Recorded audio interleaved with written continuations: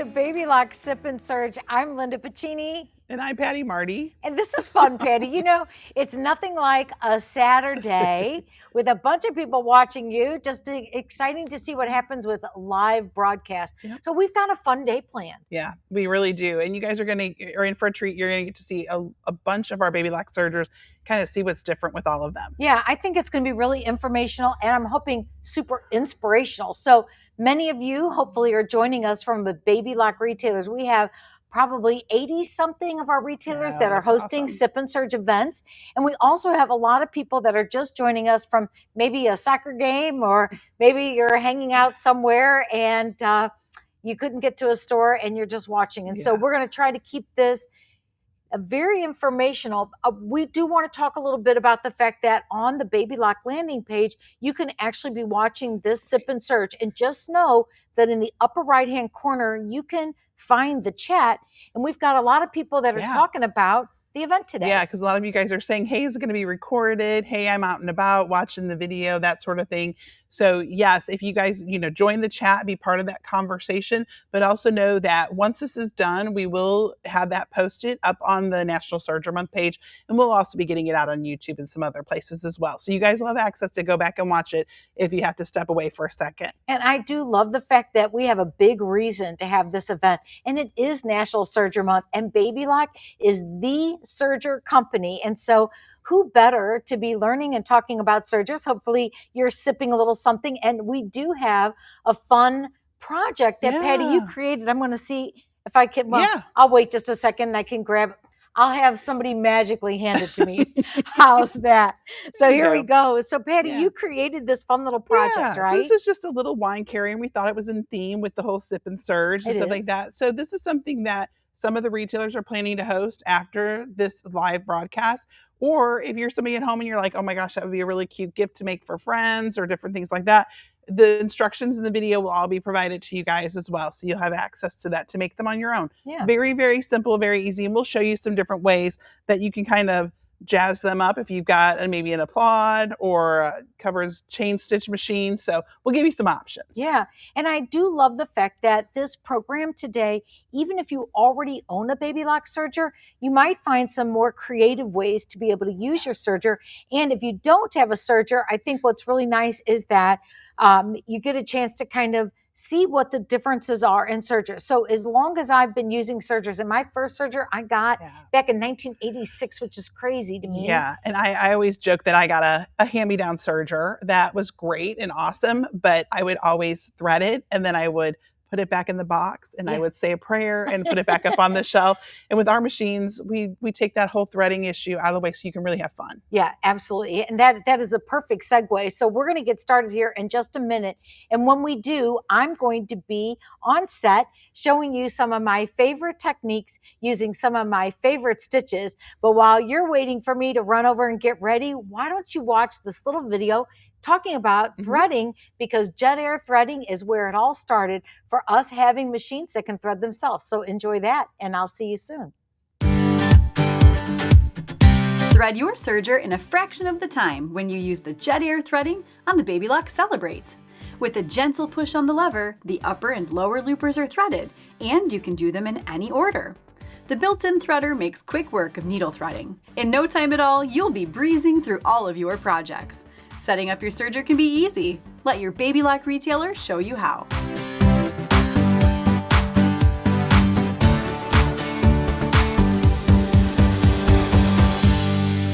All right, so that was a quick little video, gave me a chance to come over on set. And what I wanted to start with the very beginning of our Sip N Serge event, I wanted to start with some of the most fundamental things about Baby Lock Sergers, or just Sergers in general. So many of you, even if you don't own a Serger, you probably have seen Serger stitches on your garments. I have two little samples here. I'll show you. This first one is a 4-thread overlock, probably one of the most common stitches that people will use when they are serging. And so I've used it here in order to seam two pieces of fabric together. You can tell it's two different pieces because my buffalo check didn't line up, no big deal. But then I also have a serger edge here on my fabric. And so one of the most common things, and one of the things that I did when I first got my serger, is I used it to overcast the edges of my fabric before I laundered it, because I was making a lot of garments at the time. And I also used the serger when I was seaming. And what that did is it gave me the ability to have finished product that really looked super professional. Because when you sew at home, there's an awful, it used to be, for me at least, before I had a serger, you could always tell that you made it yourself, because over the life of the garment, it would shred. And then you'd have to go in and clip the threads. So this is a 4-thread overlock, and these are 2 4-thread overlock machines. So we'll talk about the machines in a minute. The next thing I want to talk about is this is a 3-thread overlock. And the difference is that I only am using 1 needle thread, and this is using 1 needle thread and then my upper and lower looper. And again, this gives me a little bit smaller of a seam allowance if I want. And it also uses only 3 spools of thread. For somebody who doesn't want to use all that thread, you don't really have to with the serger. Also, again, it's a great finish for the edges of your fabric.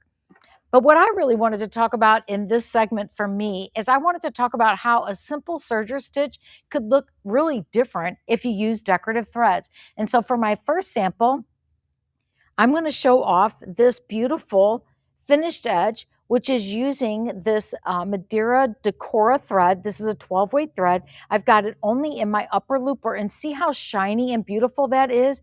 Would you believe that this is the same stitch as that 3-thread overlock that I just showed you, but I just changed it to decorative threads. And so this is a way that just a simple stitch can become a decorative stitch. And in fact, I would say that this one is great if you're using something like finishing off the edge of a garment, or even going around the edges of any little craft project that you're doing. Not only does it look like a focal point, but what it also does is it prevents your fabric from raveling. Now, if I wanted to, I could show you a couple other little samples, and I've got these here on the Baby Lock Celebrate. This machine is actually our entry-level serger for our Baby Lock. We always call them our Japanese-made sergers. They have all kinds of features within them, and it even begins at a machine like this Celebrate. What's different about the Celebrate is it's the only machine in our line that has full tension across it. It's called twin cam micromatic tension. It's actually very easy for you to be able to get really great results. And I have some stitching that I've done. Now this time I used a Madeira Aeroflock thread. And what this is this is what we sometimes call like a texturized thread that blossoms when you stitch with it. And so here is that same 3-thread overlock, and I've got my Aeroflock thread in both my upper and lower looper. You can see it here. It's really very pretty and it fills nicely. Now my second sample, this is making it into a narrow rolled hem. And this is actually a balanced stitch, meaning that it has an even amount of stitching at the top and at the bottom. And you can see that my threads meet at the top of it. And where this stitch is really beautiful is if you're making your own dinner napkins. In fact, I use this stitch quite often when I make home decor items. So I love to make really custom looking duvets and bed skirts for bedding. And I really like this stitch at the end of it. I've used it to finish all kinds of things. And in fact, if you look at this little dress that I have here, this is a sample that we did when we launched the Baby Lock Splendor last year. And if you look at this garment itself, what you'll notice is that it has a lot of different techniques on it. Everything from pin tucks at the top. This is some piping.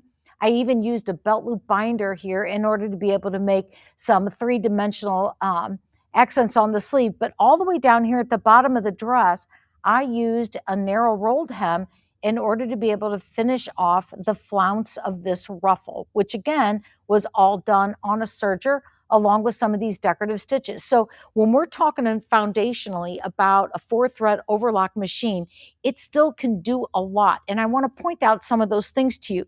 I think one of the most important things to think about when you're starting to consider buying a serger is, what is the future with my machine? And the way that you get more out of a machine is really with a different variety of accessory feet. And so here I have 4 different accessory feet. I have a clear foot, which a lot of people like because you can see through the stitching.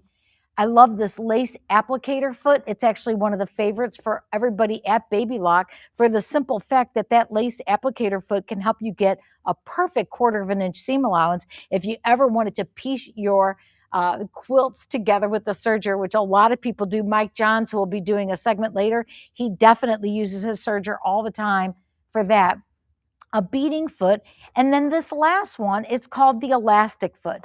And that's actually the foot I want to show you. So I think that the best part about the elastic foot is not so much that it can do elastic, but what it can do is it can actually use wire edge ribbon. And so it can help you make wire edge ribbon because it's got this little hole in the foot where you can feed some wire in.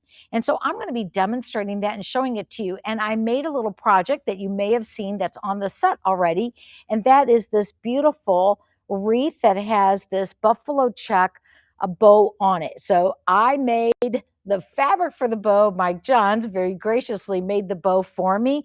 But I want to show you that if you have wire that you feed in and you do that narrow rolled hem at the same time, you can actually create something with a lot of dimension. And look at how beautiful this holds it.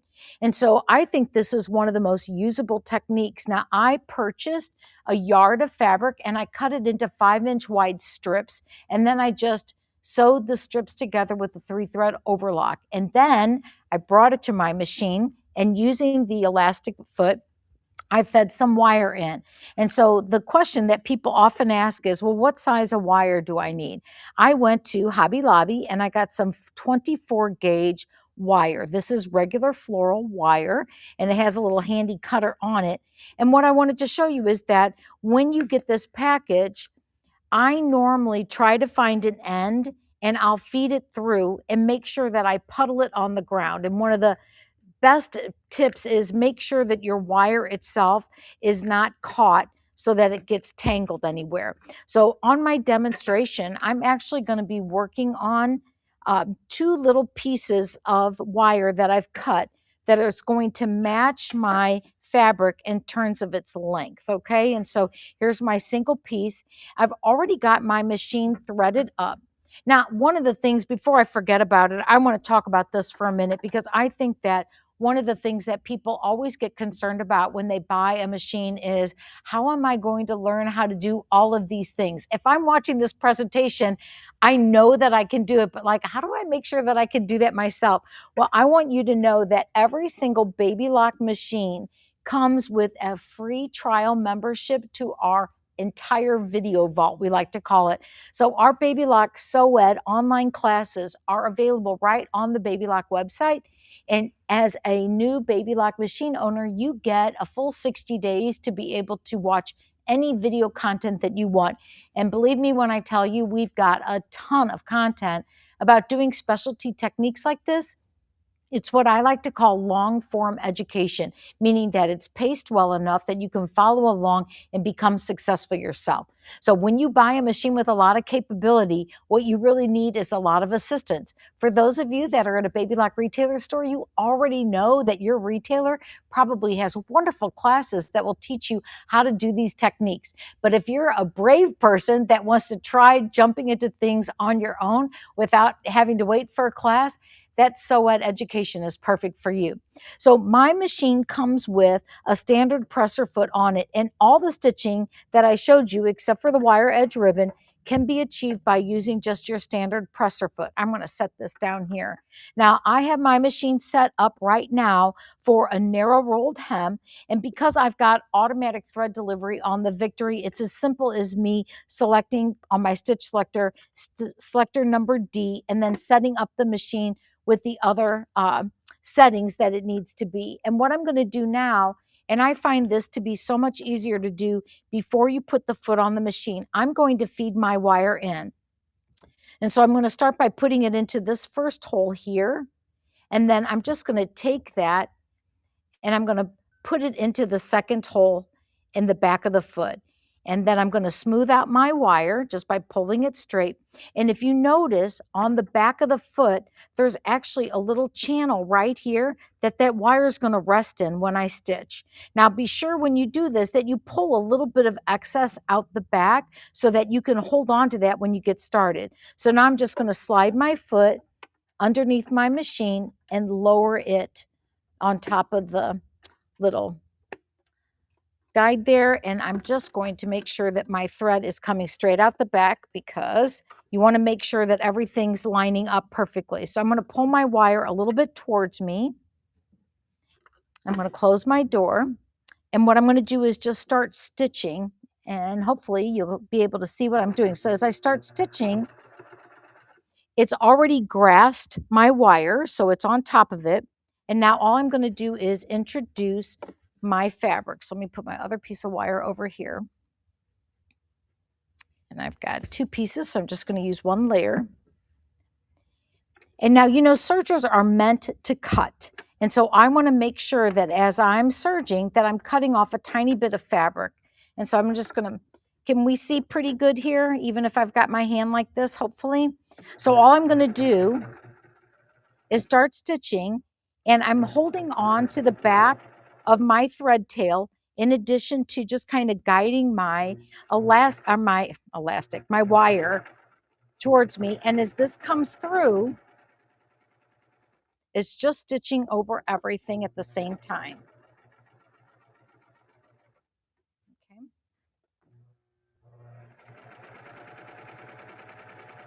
And look at how nicely this just pulls this through for me. The most important thing is make sure that you get the right size of wire so that it isn't too long or isn't too thick and it doesn't get caught. All right, so when I bring this through, I'm just going to serge off. And I'm going to cut my thread here.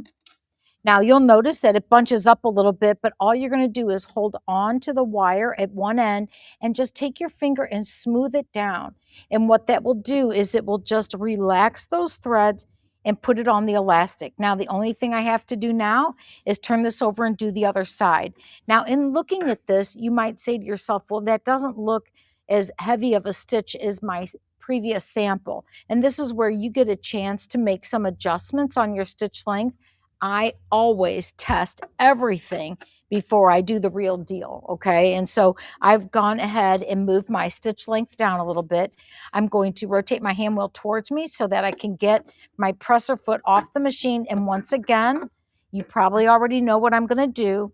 I'm going to take my wire and put it through first the front, and then I'm going to intentionally put it in the back. Sometimes I've tried to just line it up so I can go through both, and I've noticed that I spend a lot of time trying to mess around with that to no avail. So we'll just slide this back on the machine again.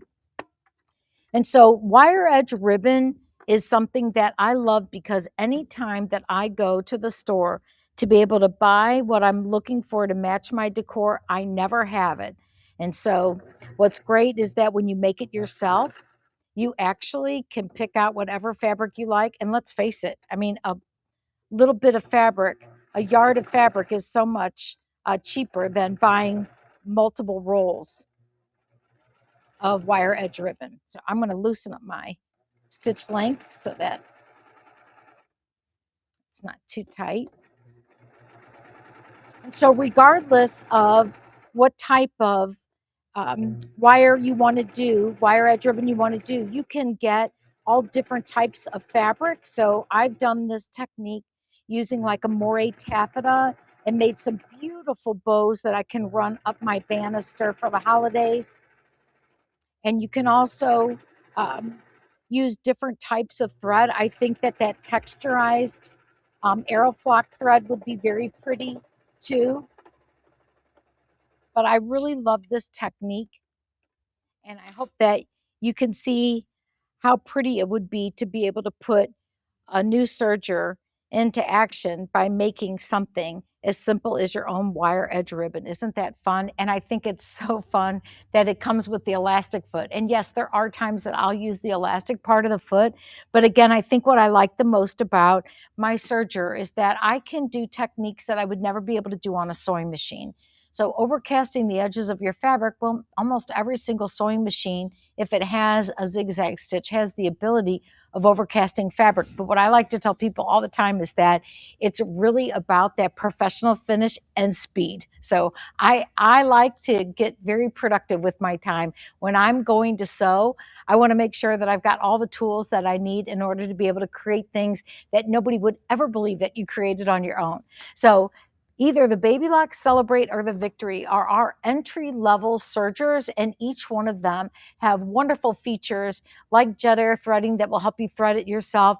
I love the fact that my Victory has what we call ATD, because ATD is an automatic thread delivery system that pulls, measures, stores, and delivers the perfect amount of thread regardless of the thickness of your fabric. And so it is a pretty crazy cool system. The neat part about it is you don't have to do anything special. You take it out of the box and it'll work for you.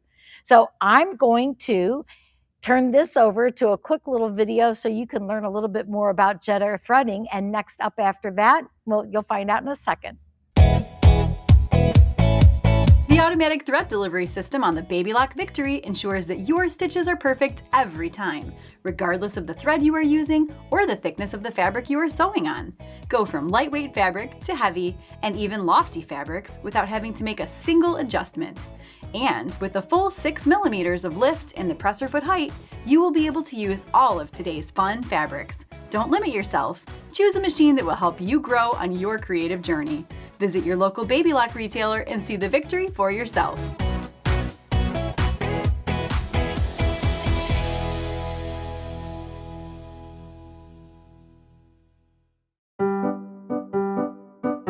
The Baby Lock Victory delivers the perfect stitch every time for all of your projects. Whether you need a 4 or 3 thread overlock, narrow hemming, or flat locking, your stitching will be beautiful. Engage the differential feed lever to create ruffles or to eliminate puckers. You can also expand your creativity with any one of the 10 optional accessory feet for professional results. See the Victory in person at your local Baby Lock retailer.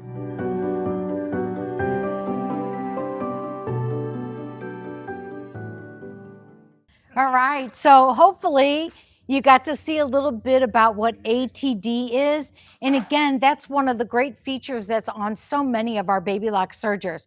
If you're at a retailer store and you're thinking to yourself, you know, maybe a serger is something that would really work well in my sewing room, then I would tell you that you have a lot of different choices. And today, the fun thing is that we're just going to give you a little sneak peek at some of the capability of machines.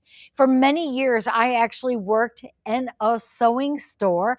I taught a lot of sewing classes, and what I realized within a very short amount of time is that actually the machine does make the sewist.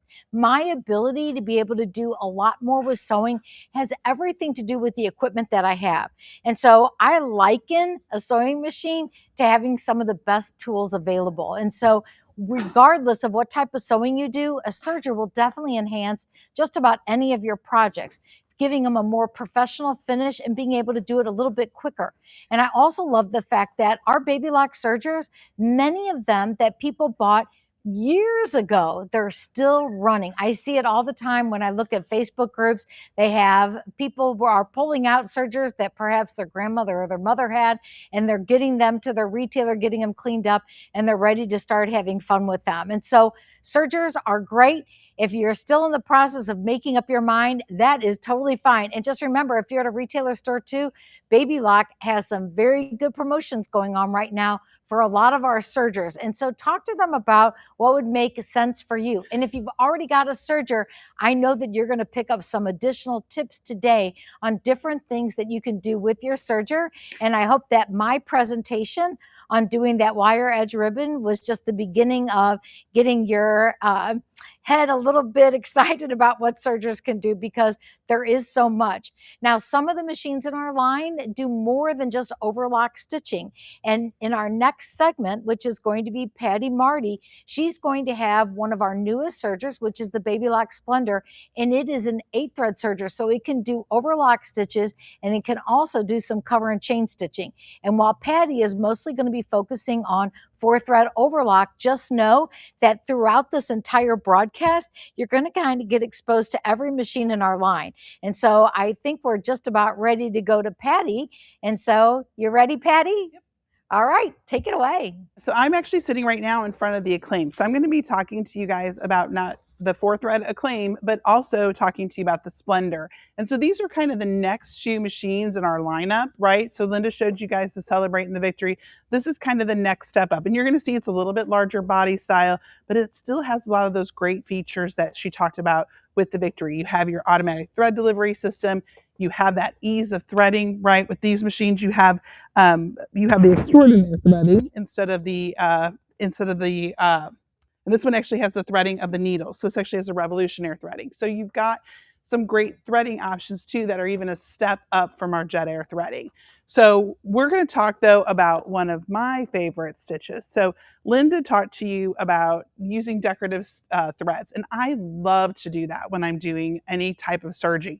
And what I mentioned earlier when we were first introducing the Sip N Serge, you know, again, I was always a customer that had a machine and it always made me nervous to thread. And one of the things that I love about the Baby Lock machines is like all that fear is gone with threading. So what you get to do is you get to have fun with the machine, right? You get to have a lot of fun and try different threads, try different feet, try different techniques. And it really does allow you to have so much more fun with your machine. So one of the stitches though that is exclusive to Baby Lock is the wave stitch. And so some of you guys may have sergers that have our wave stitch. And again, we're trying to show you how you can use those stitches in your projects and things like that. And the wave stitch is one that we see used all the time because it's a great way to finish off your edges.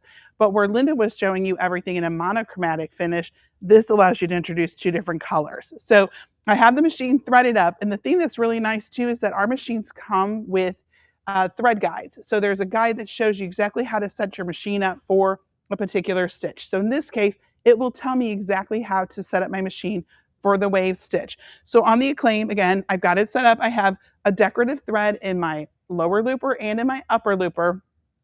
And then I just put a standard serger thread in my needle. So I'm only using these 3 threads to create the wave stitch.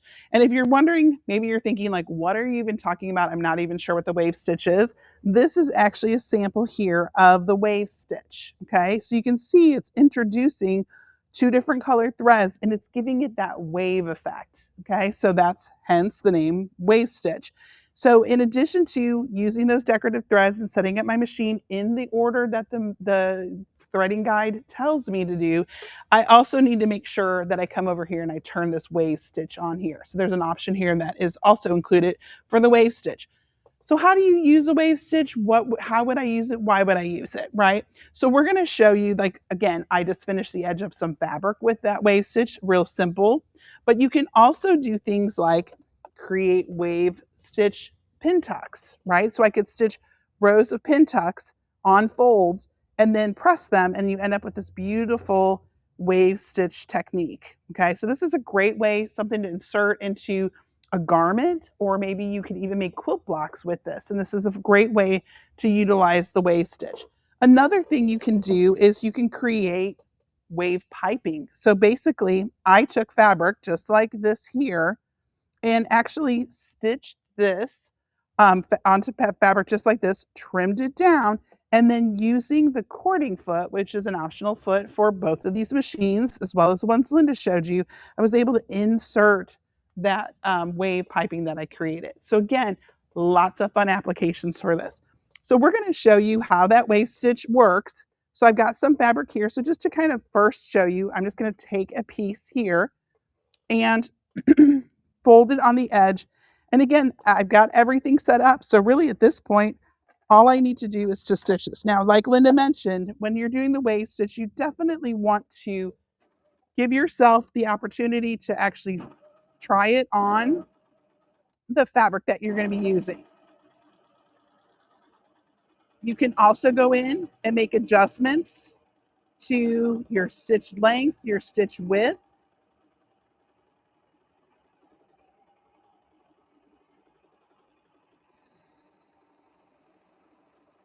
to get the look that you want. So here I've got mine set like about a 1.5 inch stitch length. So again, I could use heavier threads, I could use lighter weight threads, but I can make those adjustments to my stitch length and my stitch width to kind of get the look that I'm wanting for my project. But I just love this. It's just so simple to set up.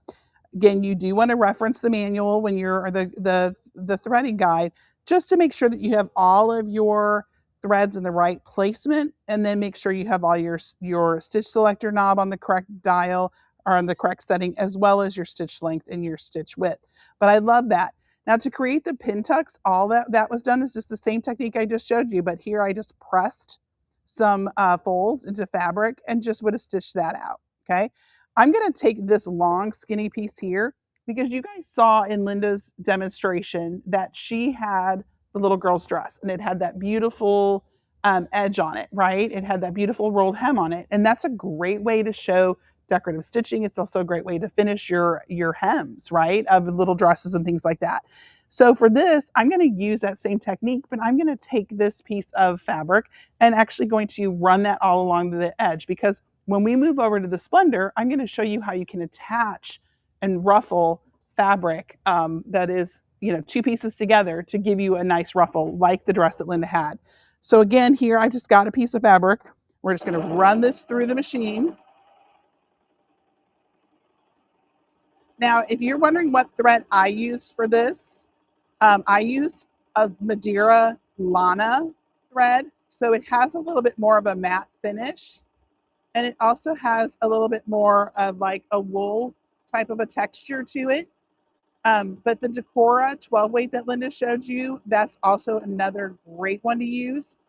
When you're doing a wave stitch, one of the things that we recommend is that you make sure you're using 2 complementary weight threads, right? So that you get a really nice, consistent wave stitch. Okay, so I'm just gonna pull that back there. It'll just help make your stitches look more balanced. And again, I could play with my stitch length if I felt like that was too loose, or maybe, too tight. Again, you can make those adjustments.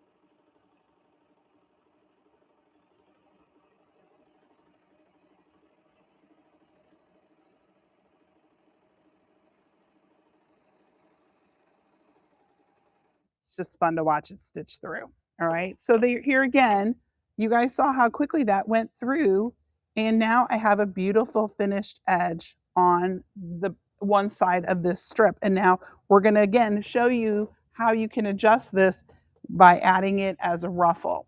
So that's a lot of fun with the wave stitch. So I do have some samples here just to show you as well, because there's also another technique that was actually created or discovered, I would say, by our Baby Lock Australia division. And so they actually played around with it and made it into even a flat lock. So there's a way that you can also take that and make it so that the stitches lay flat. So if you're looking at the sample that I first showed and kind of stitched, notice that it's on the edge of a seam, but I do have a little bit of bulk, right?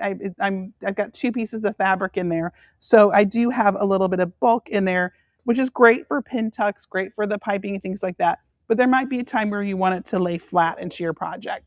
So here's an example of that flat lock wave. And this is done on a tea towel. Some embroidery's been added. You're actually going to see some little ruffles were added as well. But this is what we mean by the flat lock wave. So it's stitched so that we could open our fabric up, lay it flat, and still expose that beautiful wave stitch. And if you look at the back side of it, you'll see it resembles more of a flat lock stitch. So you're seeing that needle thread on the back side of the project. Okay, so that's a really great way to use that. I have another sample here to show you as well. Grab these real quick. So this is one where the wave stitch was included in a project. And this is, again, a great way showcasing how the wave stitch can really improve a project. So just a plain piece of fabric was used, and this wave stitch was added here as a flat lock to create a really beautiful textured piece in this kind of heirloom baby quilt or wall hanging.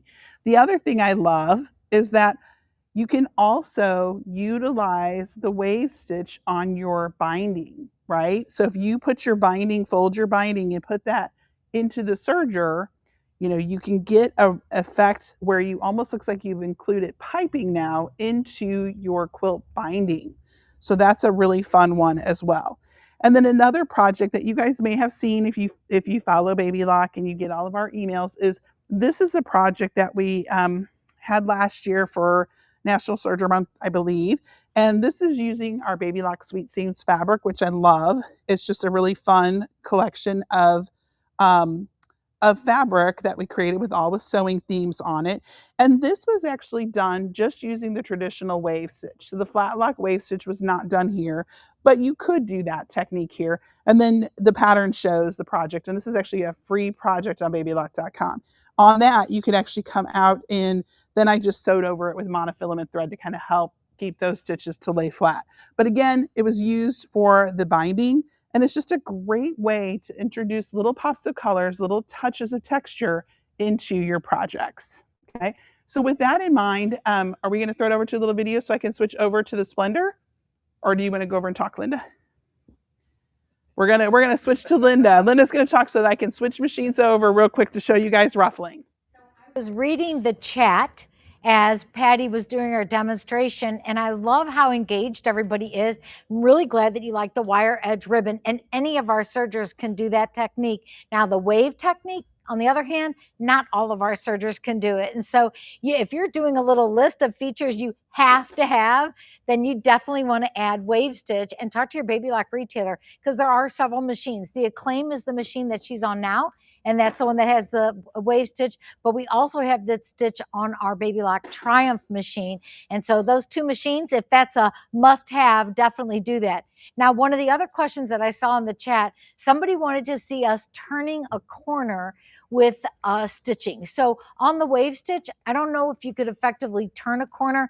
I bet Chris Tryon could do it because she's kind of magical with it, and maybe Patty can as well. But for that narrow rolled hem, like when I was showing the wire edge ribbon, that is a technique that's actually very easy to turn a corner on. And in fact, if you buy a Baby Lock Serger and become a part of the Baby Lock Serger community, we've got a lot of video.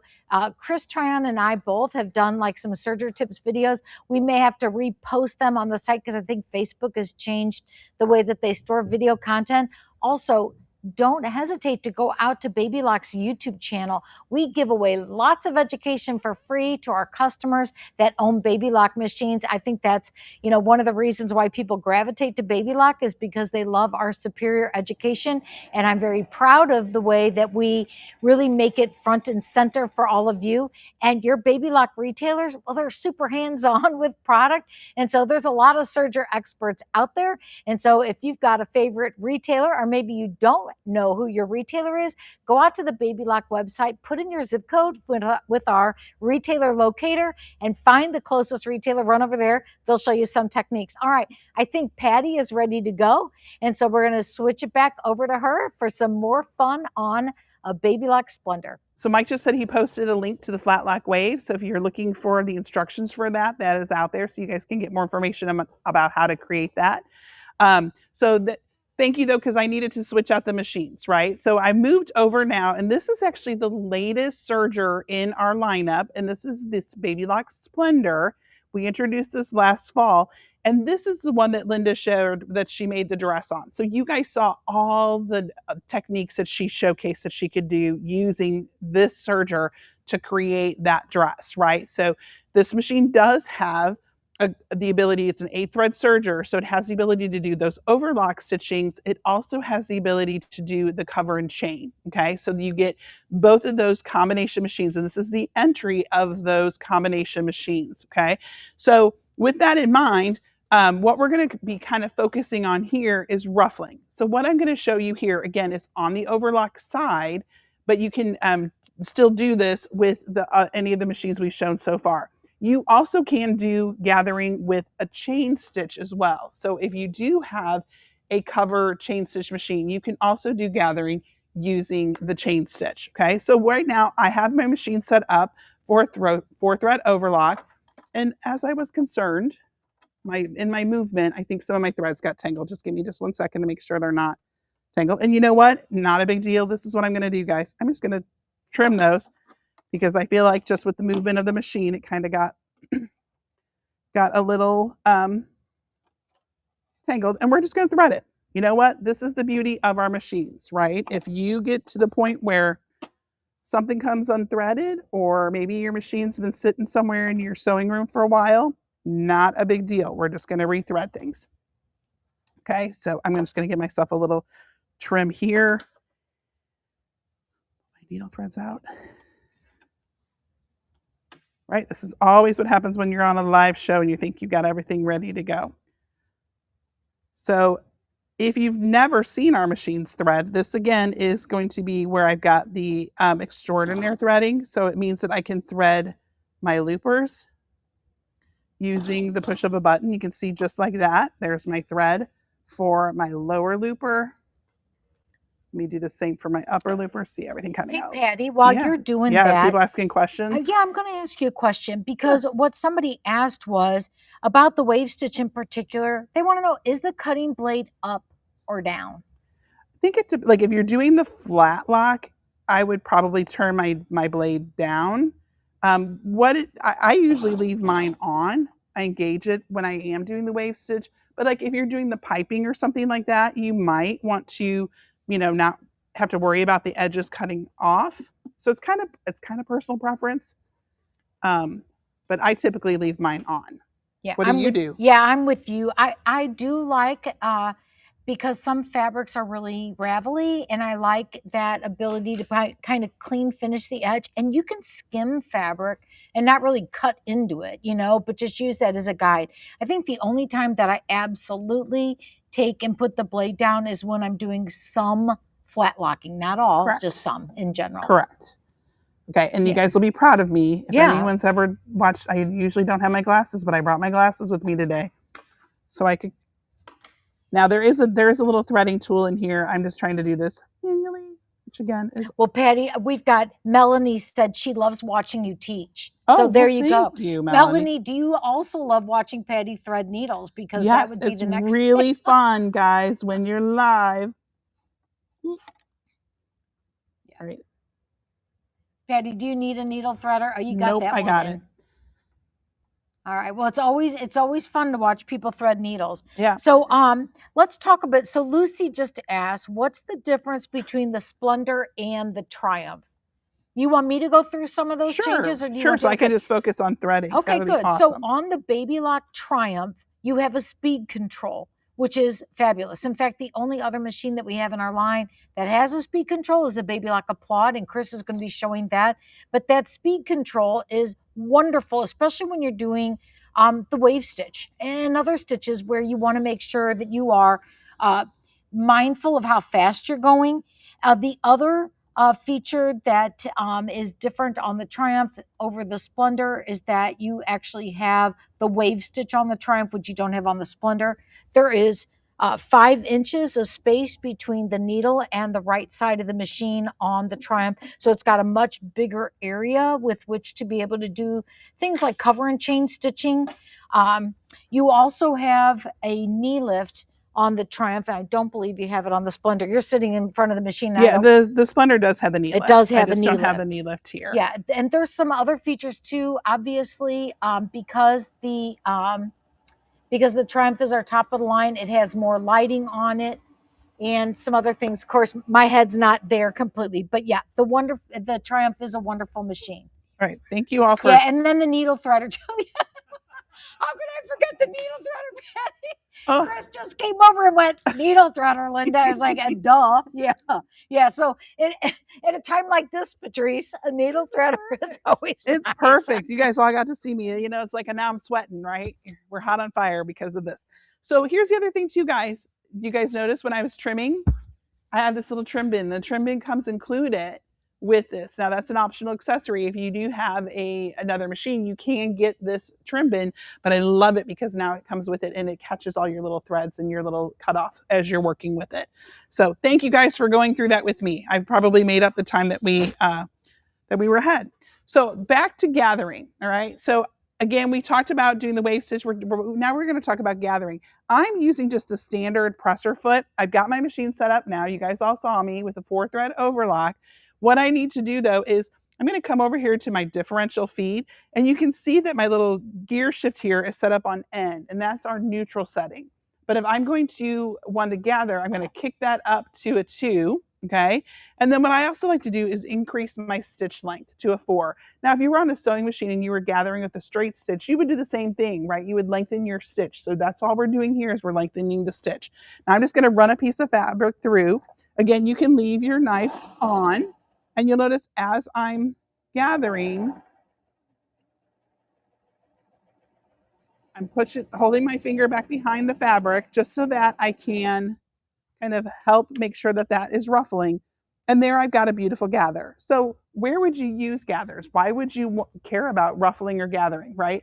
If you look at most projects, you're going to see that there's all sorts of ways, there's all sorts of reasons why somebody would want to add or gather their fabric. So it could be like the little girl's sleeve of that dress that she's got over there, the little ruffle, the bodice of the dress. All that stuff can need some gathering to be able to give it that extra lift. Now, and if you're doing this on the serger with the 4-thread overlock, one of the things that's great is that when you get done, if you need to add additional gathering, you can actually take this and relax that stitch so that you've got your 2 longer stitches are going to be your looper threads, your shorter ones are going to be your needle threads, and you can actually just kind of tug on those needle threads and it will give you even more of a gather. So you have the ability to customize this. Like I mentioned, you can also do this just with a chain stitch. If you do it with a chain stitch, that's one of the things you kind of lose is the ability to be able to gather that fabric more. So you could take it and just do something like this. You could also create what we call puffing. So I'll just show you that real quick. And then I'm going to show you some of the other feet and attachments that you can use as well that would help you when it comes to gathering. So there's my one side. And this technique is called puffing. So think about like a puffy shirt, right? You're trying to add gathering, but you're doing it on both sides of the fabric so that it gives you, again, this kind of textured fabric that's great for doing inserts into purses or quilts or different things like that. It just kind of makes it gives you a little bit more, rather than just a flat piece of fabric, it gives you, again, those little ruffles or those little pleats in the fabric. Now, as far as different feet that work great when you're using the gathering technique, we do recommend from time to time Teflon foot. The Teflon foot can be a good foot to help you in addition to the standard foot, depending on the type of fabric you're having, because it can grip onto the fabric. You might find that you get a better gather with that foot. The other one too, and this, I don't have the right packaging for it, but it's called our gathering or our shearing foot, okay? And the shearing foot looks very, very similar to the standard foot. The biggest difference is there's a little groove underneath the foot that's right here that's not on your standard presser foot. And that is one that's going to help kind of create more of a pleated gather, okay? So that's another foot that's really, really great to use when it comes to gathering, all right? So I'm going to show you guys real quick, because I'm sure I went over my time, the other foot. And this is what most people think about when they think about ruffling, and it's the ruffling foot, okay? So the ruffling foot is, again, available for several of our machines, okay, for all of our sergers. And it has a kind of a unique anatomy to it. So if you look at the foot itself and you kind of flip it over to the back, you'll notice that there's this kind of metal piece here, okay? And then it has an opening in the toe. So what this allows you to do is to gather fabric to a flat piece or to a straight piece. So like Linda's dress over here, she did that when she attached the ruffle at the bottom. Okay, so she was able to keep one piece flat, but then attach a gathered piece to it.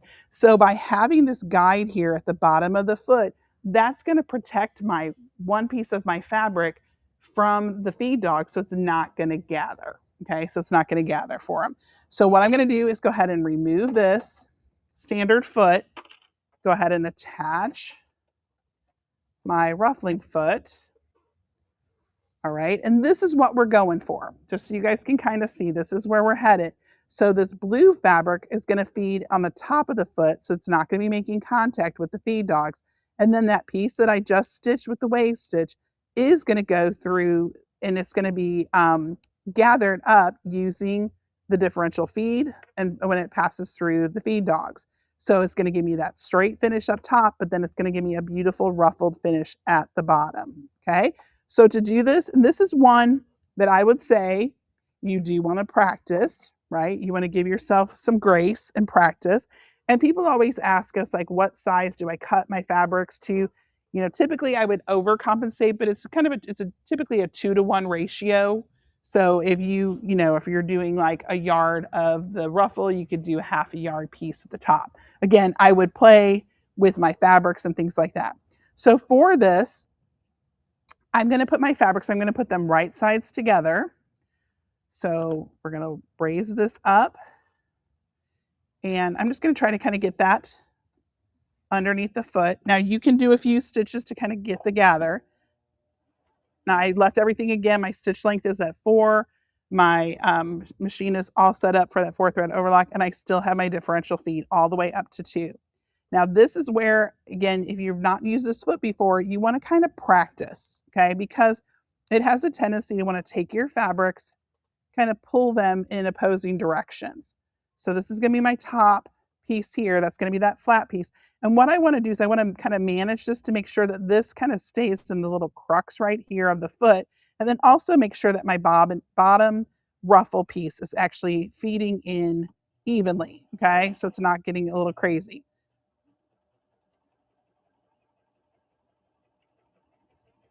It's like walking and chewing gum at the same time.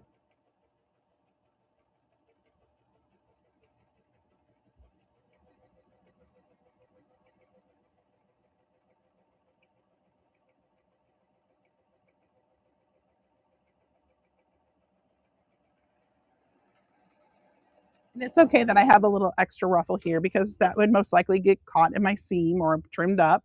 But there you can see, again, just like the other piece, I got a really nice ruffled piece now attached to a solid piece of fabric, okay, with this, a flat piece of fabric. So this is really fun. Great way, again, little girls' dresses, aprons, pillowcases, all those kinds of things like that you could use it. So again, I'm going to show you guys a few samples, kind of go back to some of the samples here that I had, and just kind of show you, again, ways that you could kind of include that, right? So this is, again, combining that wave stitch with gathering, all right? So here's some just basically jelly roll strips that have been finished down the edge with a wave stitch, okay? So we've got all of those wave stitches down here, and then it's been switched over to cover and chain stitch, and that was helped to gather these and then attach them to the fabric. So they would actually be gathered first, and then you'd come back and you'd sew them to the quilt. Okay, so this is, again, a great way to introduce the wave stitch. And again, you can see that wave stitch was used for the piping and things like that as well. So lots of fun with that. I can show you guys too, since we have a little bit of a little moment here, how that shearing foot works as well. Okay, so if you're maybe thinking, I don't really know what that shearing foot's going to do, I'll go ahead and show you kind of the difference of that and with the first one. So all I'm going to do is just raise my needles out, snap off that ruffling foot. I try to put mine back where they belong because you guys know stuff gets lost in our sewing rooms. Okay.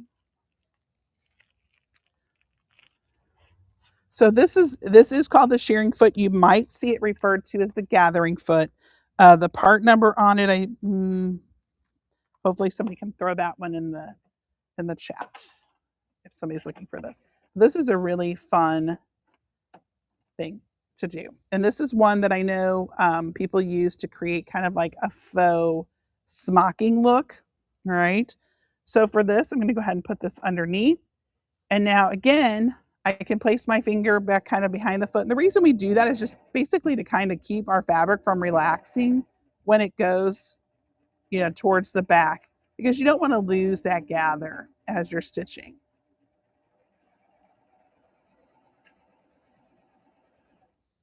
Okay, so I don't know if you guys might be able to see this close up, but like here's the one that I did before, and I did pull the gathers a little bit. So this one looks a little shorter because I actually pulled in on those needle threads, and I could still do that here.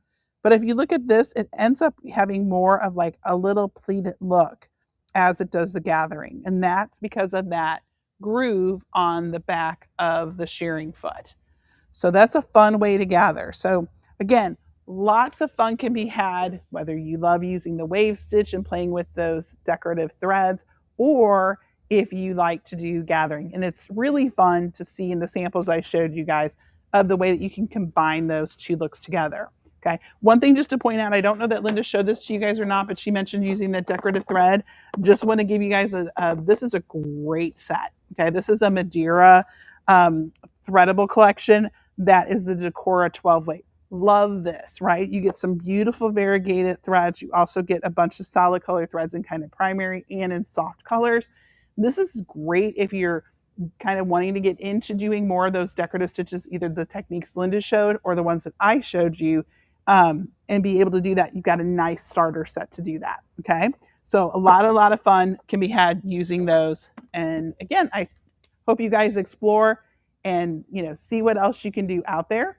Linda's got a question. Yeah. So Patty, would you show the ruffling foot again? Yeah. And then describe what machines actually use a ruffling foot. All of our machines use a ruffling foot. Yes. Yeah. And I think in the kit that Linda had earlier too, hers actually had a ruffling foot. So you'll see a lot of the 4-thread and the 8-thread feet are replicated. So you'll see an elastic foot, a cording foot, all of more of the common feet you'll see replicated in both of those machines. They're just going to look a little different. The packaging will be pink as opposed to green, and it'll be different because you've only got 2 needles, where when you're on the 8-thread sergers, you have 5 needle spaces, right? So this is that ruffling foot. It's BLE8-RF. It's the ruffling foot for the 8-thread sergers, okay? And then again, here is the foot from the front. And you'll notice there's this little opening here at the toe. And so you place your fabric that you want gathered, excuse me, right side up, right? So that would be right side up so that this makes contact with the feed dogs. And then you would feed in your piece right sides down, right? So like wrong side up. And then that feeds through the toe of that foot. So then that way that is being, it's not making connection with the feed dogs, so it's not being impacted by the gather. So that's what allows you to keep one piece flat and one piece gathered. Okay, and then we have one last question, Patty. Yes. And it's really relevant to, everybody knows that sergers go through a lot of thread, but there are a couple cones that go through thread a little bit faster. Do you want to show, point to the threads on the machine and describe which position it's in and which ones we run out faster with? Well, you could see when I relaxed that gathering stitch, you guys maybe saw or noticed that when I do that on this one here, that my threads for my upper looper and my lower looper, those were longer, and then my needle threads were shorter. Okay, so these are my ones. This is my needle thread. Reason being is if you think about that, your upper looper and your lower looper are going to go through thread a little faster because it's making that complete overlock stitch along the edge, where the needle threads are just going straight into the fabric here. So you're getting loops when you're doing the looper threads to make the overlock stitch, and then the needle threads are just going straight, much like they would on a sewing machine. So you are going to use more of these 2 cones first before your needles. But you know what? You can rotate them just like your tires, right? Use a few and then rotate them so that you kind of keep them level, you know, as you're all doing the them. time. Perfect. Thank you, Patty, Yeah, you're so welcome. much. So we're going to go to a little video and we'll be back shortly.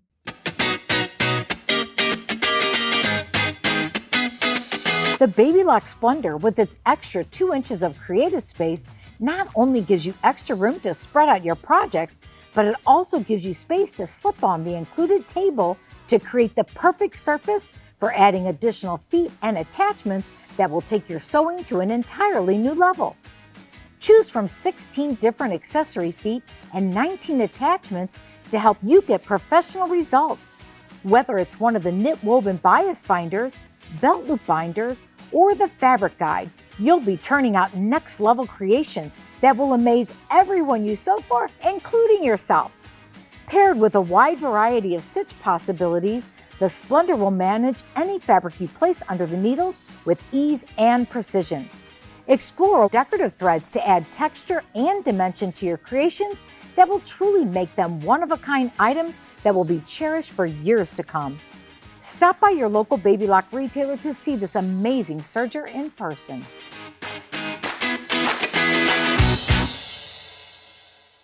So that was a great presentation that Patty did.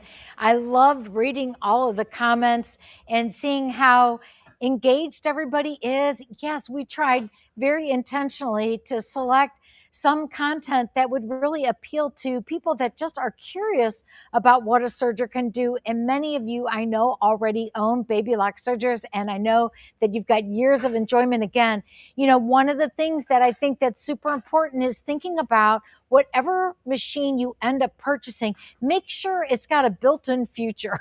And by that, what I really mean is that all of our sergers that are a 4-thread overlock, in addition to all of our sergers that are 8-thread sergers, which really are just 2 machines in one, those machines have tremendous amount of growth opportunities, and it has everything to do with the different feet and attachments that are available.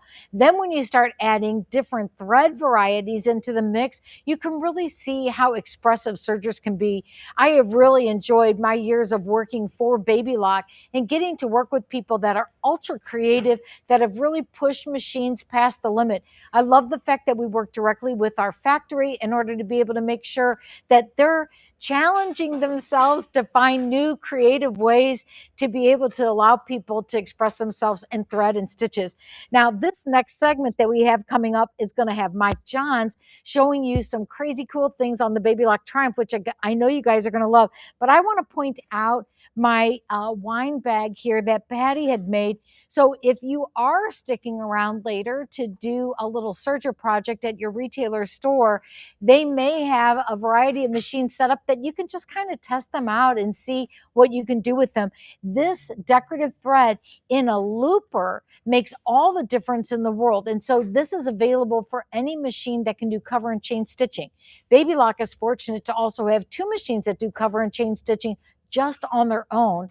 But then we do have 2 different machines that have both cover and chain stitching and overlocking. So hopefully it's not confusing for you. I want to point out that even on this little bag that Patty made, she actually used one of our bias binder attachments to make the little cord for going around this wine bag. And so that's kind of a cool inspiration for you as well. I did notice that somebody said that they didn't know that there was a trial program. Now, this is 60 days, not 6 months. But if you bought a Baby Lock machine in the past and you never got to take advantage of this, this is my invitation to you to reach out to our product support team. We don't care if you've had your machine for 3 years. If you never got your 60-day trial, all you have to do is reach out to us. Make sure that your machine is registered by serial number on our site, and we'll make sure that you get access to that content. All right, it's time to go to Mike Johns. I know that he's got some fun things to show you, so let's go over to Mike. Thanks, Linda. So we've been talking about a lot of things, right? And we've kind of went from our entry-level machines and we've kind of started working our way up. So I'm actually sitting in front of our top-of-the-line combination machine right now. This is the Baby Lock Triumph, and this is what we would call an 8-thread machine, meaning that it has both overlock and cover and chain stitch. Now, off to the side, you may notice that I have another machine that looks very similar, but if you pay attention to the back thread stand on that, you'll notice that instead of 8 threads, it only has 4. So some of the nomenclature you may hear as we talk about sergers is you may hear us call it an 8-thread serger or a 4-thread serger, or sometimes people even refer to them as 432 sergers, those kinds of things. That just means what kind of stitches those sergers are going to actually generate. So serging in its basic form is going to be overlock stitching, right? And that's really what we've kind of focused on up until now, is really just kind of doing those overlock stitching. And we can do that as a 4-thread overlock, a 3-thread overlock, a 3-thread narrow, a 3-thread wide, all of those different variations of the same stitch type. But once we go into our combination machines, or if we're on the Euphoria, we can actually do what's called cover and chain stitches. Now, you kind of might think to yourself, I don't know what a cover or chain stitch is. Now, if you've been in the world of serging, of course, you do know what it is. But if you're new to serging, one of the things that's really easy to remember about cover and chain stitches, take the hem of your shirt, and if you're wearing a knit shirt, just kind of look at the bottom of it. right? I'm not going to flash you my belly here because that would be rude. But if you look at your shirt right now, what you may notice if you're wearing knit is that if you look at the front of your shirt, it's either going to have 2 straight lines or 3 straight lines of stitching. But if you look at the inside of that same area, you're going to notice something that looks like kind of a serpentine stitch being locked down by those straight stitches. That's going to be called a cover stitch. Basically, what that's doing is we're doing a chain looper. And Patty mentioned earlier about the looper threads being the ones that actually take up the most thread, but your chain looper is what's running underneath. It's kind of serpentining back and forth. And then depending on whether or not we have 2 needles in or 3 needles in for our chain stitch or cover stitch, that's how many stitches are catching that looper, right? So what I've got my machine set up for right now is I've got it on what's called a 3-thread cover stitch. Now, one of the things that you may kind of be thinking if you're new to serging is, this is a lot of stitches that they're talking about, and I'm not going to be able to remember how to thread all this. I'm not going to remember what needles go where. I'm not going to remember what thread goes where. Well, there's a couple of things that we do to make that a little bit easier for you. Number one, almost all of our serger machines are color coded for you, right? So up on my thread stand here, you may not be able to see it, but if you're in your retailer, you can check, or if you're sitting in front of a machine, you can look as well. In the back, you'll notice that everything is clearly labeled for me. And on the Triumph here, if I'm looking at my overlock stitches, they are going to be in a green color, right? So everything that deals with overlock, so that overlock, 4-thread overlock, 3-thread overlock, what have you, I'm going to be looking for that green color. The green color is what's going to tell me what part of the machine I'm going to be using, right? And I'm talking specifically about combination machines. If I'm over on the gold color labels, that's going to be my chain cover stitch. So basically I can kind of just take a glance at my machine and really kind of know exactly what side of the machine I'm on.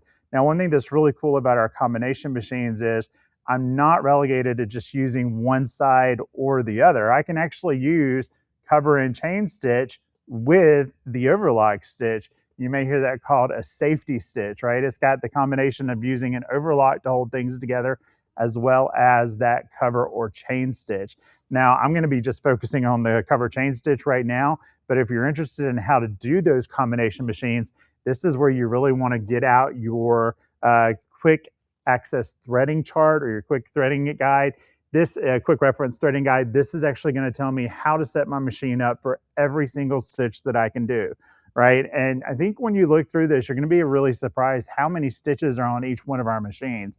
A lot of people think, oh, a serger only does one thing. Well, I beg to differ. Your serger does a ton of things. I use my serger just as much as I use my sewing machine every single day, right? But what's really nice is not only do we color code our machines, but we color code our quick reference threading guide as well. So if you look at the top right now, I'm on a gold header. That means that I'm looking at things that are going to deal with cover and chain stitch. If I flip over, you may notice that back here, I've got a gold header with a green header. It's kind of a combination. That tells me I'm taking advantage of both sides of the machines, both the overlock and the cover chain. So these are those safety stitches that I was talking about just a second ago. What's really cool about this is that the way it's set up is once you learn how to read it for one stitch type, you're going to be able to take and apply that for every stitch threading guide that you've got. So if I look down here, you'll see for a cover stitch left narrow, I can go in and I can say, okay, I need to have a needle in my chain needle 1, in my chain needle 2, but then my chain needle 3, my overlock 1, and my overlock 2 are all empty. So all I have to do is make sure that I've got the needles in those 2 positions that the actual threading guide tells me. Next, it's going to tell me that I'm going to have my length set between 2 and 4. Now, when we talk about length and width, one of the things that I want to stress is that these are the generalized settings, right? So if you're doing a specialty project where you're like, I really want that length to be a little bit shorter or a little bit longer than what it's calling for here, that's okay. But kind of like Patty told you a little bit earlier is if you're going to do things and you're going to make changes to stuff, always test stitch before you get to your final project, right? You saw her do that when she was doing her ruffle. She actually went through, did a test stitch on that, and then came back and used the settings that she had kind of dialed in, so to speak, to make sure that it was actually where she wanted it to be. So once I come in and I say, okay, length 2 to 4, I'll kind of find where I want there. Now, when we're dealing with our cover and chain stitch, width will always be a dash line. And that's because width of your stitch for your cover and chain stitch is going to be determined by what needle position you're using. So chain needle, we have 3 chain needles in place. We have a left, a center, and a right. And depending on what combination you use of that, it's going to determine the actual width of the stitch. Obviously, if I have something in chain needle 1 and chain needle 3, then those are going to be my widest cover stitches, right? If I've got just chain needle 1 and chain needle 2, or chain needle 2 and chain needle 3, those are going to be my narrowest cover stitches because I'm only using the ones that are right next to each other. All right, so I've got a little dash. You're also going to notice that for my stitch selector, you know, Linda talked about our ATD earlier in the day where she was talking about our automatic thread delivery system. That actually is going to go through and tell the machine what stitch type I'm using. In this case, when I'm doing cover and chain stitch, I don't need that, right? I don't have to worry about the ATD there because I'm just using my chain and cover stitch, which doesn't take advantage of that. Also, my wave selector, you'll see, is dashed out because I can't do a wave unless I'm over on the overlock side. All right. The next one you're going to see is my chain needle tension and my chain looper tension. So on my Triumph, my chain looper tension is going to be located over near where my chain looper thread is. Remember, we talked about the fact that everything's labeled. So if I was to lift up this, it actually says chain looper underneath. So this is my chain looper thread, and my thread path is right here along the side. And then this is going to be my chain looper tension dial. If I'm looking at my chain needle tension, my needles are over on this side of the machine. So the dial that's on the side of the machine here is going to be my chain needle tension. So if you kind of just take the hint from the machine itself, it's pretty easy to remember. Needle tension over on the needle side, looper tension over on the looper side. Okay, so I'll set those into their settings. Now, when I'm doing my my cover chain stitches, I'm going to have my upper looper selector in my down position. So when we're looking at our upper looper, we can actually lock that in place. And I'll show you that in just a few minutes. I've got the machine set up for something already, but once we get to where I can move this out of the way, I'll show you that chain looper. I'll show you that upper looper selector, right? Because we're not using the same upper looper that we used when we were doing overlock. We're using our chain looper, which is in a different position, okay? We'll have our blade position locked. Now, Patty's section that we just talked about when she was doing the wave, one of the questions that came up was, do we have our blade engaged when we're doing the wave or not? I agree with everything that Patty and Linda said. But when we're doing the chain, and cover stitch, one of the things that's really important is that we are going to have our blade locked down. Now, there are some exceptions to those rules, and as you get more adept at using your serger, you can explore those. But generally speaking, we're going to have that blade locked down, and that's because we're going to be using what's called our sewing table, right? You may notice that this looks a little different than what you've been seeing on the machine so far, and that's because this is the alternate table that comes with your machine.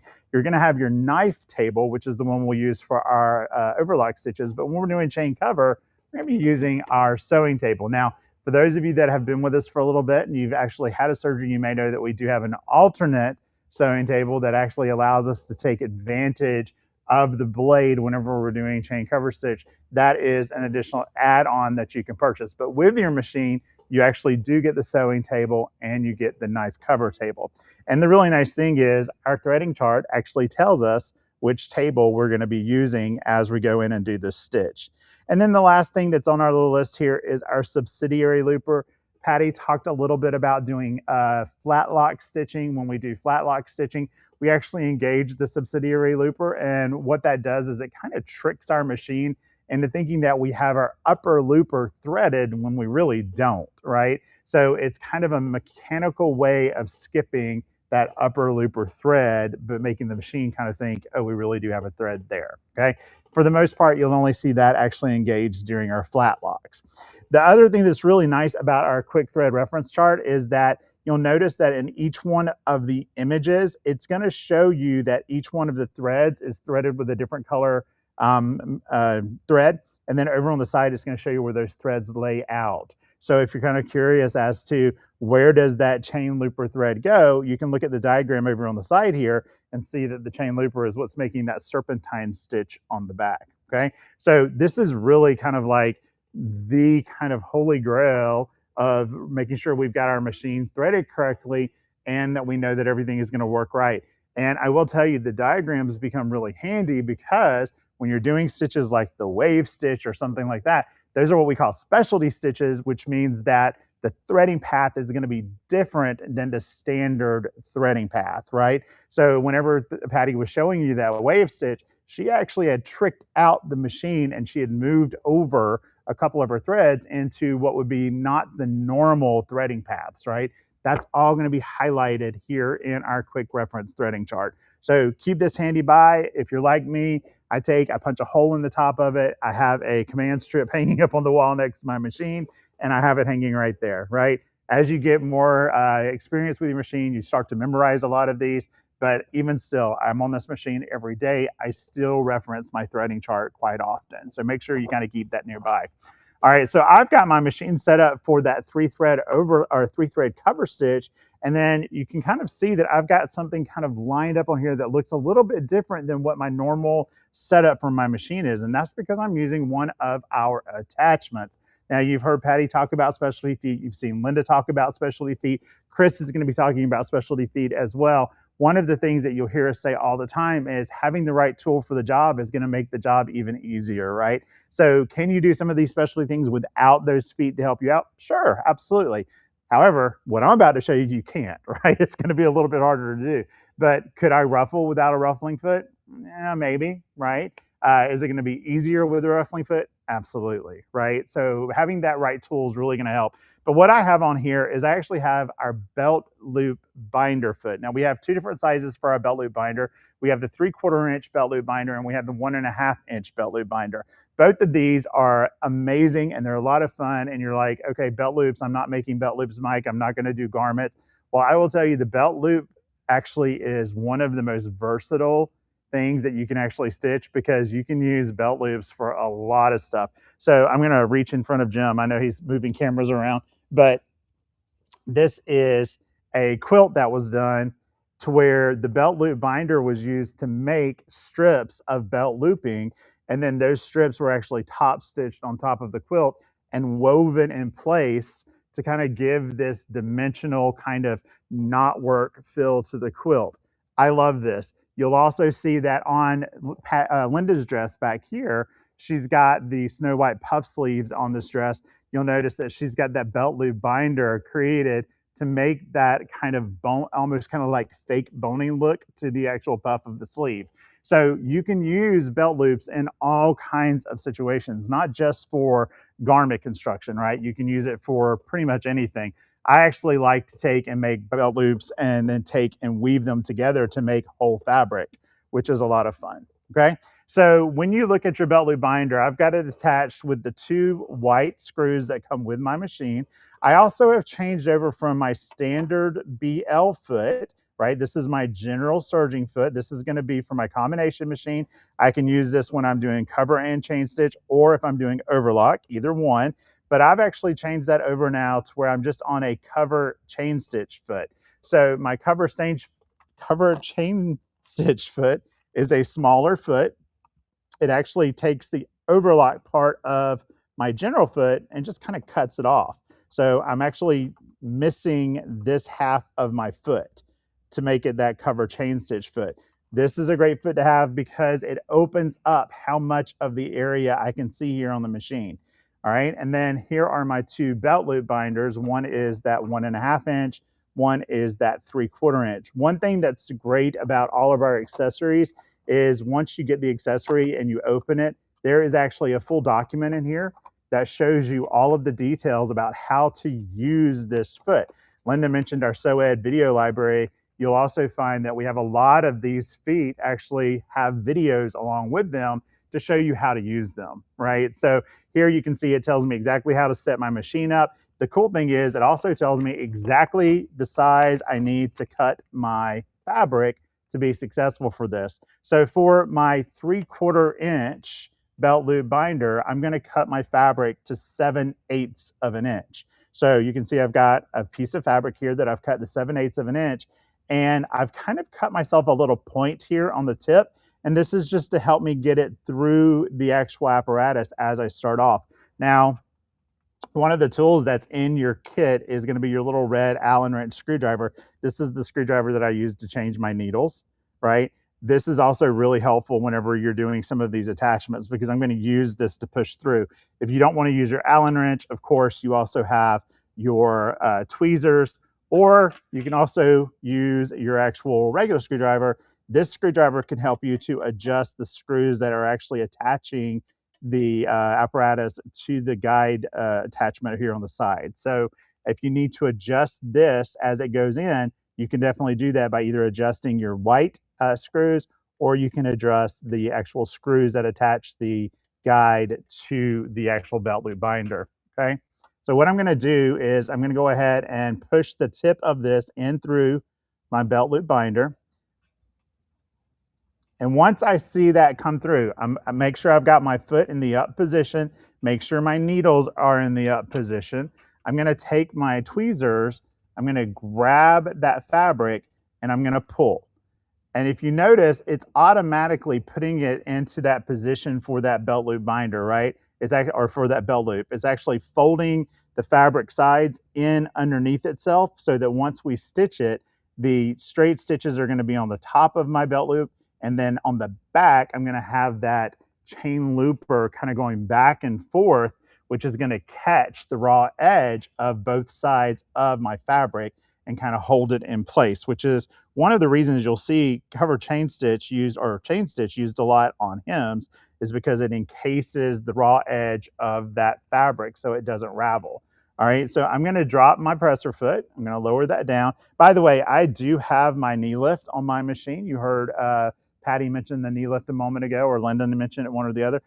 You can have this in place. Once it's in place, I can actually use my knee to raise or lower my presser foot. So you don't have to use your presser foot lift over on the side. But because that presser foot lift that is on that side is in a very convenient position, I love it. It's great. Okay. One thing on chain cover stitch, you actually have to start the stitch in fabric. Okay. On overlock stitching, we can stitch into the air, but on chain and cover stitch, when we first start our stitch, we have to generate that stitch in fabric. So because of the fact that I had to pull that fabric all the way through under the foot, and I'm having to start my stitch in the fabric, if I was doing this for a project, I need to add in or compensate for the fact that I'm gonna have some fabric that's gonna be a little bit more of kind of a waste of fabric whenever I start this, right? Once I've got it started, I'm still gonna have to pull that tail through. So I still wanna give myself a little bit of extra, right? So I'm gonna just start stitching, and you can see that it's gonna start making that stitch for me. What I'm gonna do is, if I'm doing this for the first time, I'm gonna stop after a few minutes and look at what's coming out of the back of the foot. And I'm gonna make sure that I'm actually seeing the stitching and it's looking good. And then I'm gonna flip it over, and I'm gonna try to do this so that you can see it. I'm gonna flip it over so that I can see that that chain looper is actually forming correctly, right? And that it's catching both pieces of the raw edge of that material. If it wasn't, in this case it is, it's doing great, and that might be because I set it up before we actually started doing it on set. But if it wasn't, then what I would do is I would stop, I would come back in, I would adjust the positioning of my belt loop binder. I'd also maybe adjust where it actually is sitting in front of the foot. But one of the things that's really cool about our feet on our machines is all of them actually have indications on the toe, on the very tip of the toe, as to where those needles are. So I can actually see where my chain needle 1, chain needle 2, and chain needle 3 are hitting. So when I'm putting this in place, I can actually use the alignment of the foot to help me know where my actual attachment needs to line up, right? So once I've got it in place, remember I've got that speed control on the front here. So if you're a little bit shy and you don't want to go quite as fast, you can slow it down. If you're like most of us, we're gonna go kind of full speed ahead. I'm stitching probably mid-speed right now. Okay, I'm not stitching full speed, about mid-speed. Once I've got this in, I'm gonna let this stitch off. Now, one of the things about a cover stitch, this one actually maintained its actual stitch, But sometimes whenever I stitch off, you'll notice that this kind of unravels or unweaves. It kind of falls apart on the stitch. That's not a problem. You just start stitching again and it'll actually reform. But if you want to do that, you can actually lengthen your stitch and it tends to hold your stitch for you. Okay, so there you can see I've got a beautiful 3-thread cover stitch on the front. I'm just going to have those 3 threads in place. On the back, I've got that really nice chain looper going back and forth. And then I've got those 3 threads kind of making that chain looper stay in place where it is. So now I've got this really cool belt loop basically that I can use however I want. This would make a great spaghetti strap on a dress. This would make someone mentioned on Patty's wine thing, could I put straps on it to make it a water bottle holder? Absolutely. Here's your strap, right? You could do this and this could be your strap. On the wider one, the 1.5 inch one, you can actually thread stabilizer or like batting or something like that through it to give it a little bit more substance whenever you're actually forming the belt loop. It's a little harder to do on the 3/4 inch one just because of how narrow it is, but you could take and fuse something on the back of your fabric to give it a little bit more body. But on the wider one, you can actually slide a little bit of heavier batting, not heavier batting, but stiffer batting in there to kind of make it to where it gives you a really nice body to that strip of fabric, right? So I love the belt loop binder. That's one of my favorites. I'm going to actually come over here and take this belt loop binder off. And to do that, I'm just releasing these 2 white screws. These 2 white screws come with your machine. So I always like to take and make sure I put them back into my little storage compartment over here on the side, because there's nothing more aggravating than going to put on an attachment and not be able to find your 2 white screws. If you misplace your white screws, your retailer, of course, can get you additional ones there. But I like to just keep it in my little storage area over there. And I'm kind of a little bit obsessive about making sure that once I actually get done with my foot, I'm going to actually put it back into the clamshell that I've got it in. Or if I am one of those who likes to get the whole bundle right, the actual foot kit is a great way to come in and actually do that as well. You can put it into your foot kit bag, okay? One of the other feet that I absolutely love to use is going to be my pin tuck or my pin tuck foot or my pin tuck foot guide, okay? This is what it looks like. And basically what this is it's going to include a foot, and it's going to include 2 different guides. So I'm going to take and open this up and show you all 3 pieces. So here is my actual foot, and you'll see that it has the letter T on it, okay, for tuck, basically. If I kind of turn this over, you'll see that it has kind of this interesting kind of bottom on it. It has this kind of guide that actually is going to guide your fabric in, and then down at the end, it kind of disappears into kind of a channel, and that's because that's where the tuck's going to go and come out. When you look at your 2 other accessory pieces that come with it, one's going to kind of look like a T-bar. I'm going to put my hand behind it so maybe Jim can see it a little bit better. Okay, so there's my actual pin tuck guide, and then I also have what's called a corded pin tuck guide, which is this one here. So to use this, I'm going to take and pop off my chain needle stitch foot. I'm going to pop in my pin tuck foot. This is one of the other things I love about our machines. It's really easy to change the feet, right? Once you do that. And then what I'm going to do, and this is of course where the fun comes in, because I actually have to lift up my table side here. So I'm going to get everything kind of out of the way. And that's real life. If I was home, things would go flying, right? I'm going to open this up. And then what I'm going to do is pull open my 2 compartments here. And then I'm going to open my side door. And the reason for that is I'm actually going to take and put this little guide right on the front of where my needle plate is and my feed dogs, right? So your feed dog needle plate's kind of here. I'm just sliding that on the front of it. And when I close that door, it kind of encapsulates where that actual guide is. And now I can kind of just put everything back in place and close it up, and I'm ready to go, okay? So I'm just doing the standard pin tuck here. If I was doing the corded pin tuck, it would be the same, except for I would actually take my cording and feed it through that little tube that's there on the front, okay? That's the only difference. The other thing is I'm going to change this from a 3-thread cover stitch to a 2-thread cover stitch to the right. meaning that I'm going to get rid of my C1 needle and my C1 thread. So I'm going to look back here on my thread stand. I'm going to find my C1 thread and I'm going to cut it. And I always cut my threads back at the actual thread spool itself, just because of the fact that I don't want extra thread hanging up here that can get caught into the stitching that I'm doing. And then I'm going to just stitch off. Okay, and I got my thread caught. So what I'm going to do, this is kind of like Patty's unthreaded, mine caught. So Patty willed that into happening, I think. There we go. So I got rid of that looper thread that that needle thread that I don't need. So now I'm going to make sure that I don't have any thread coming into that needle. And you can leave that needle in place if you want, or that thread in place, so that it holds the needle for you. But I'm not. I'm just going to take it out.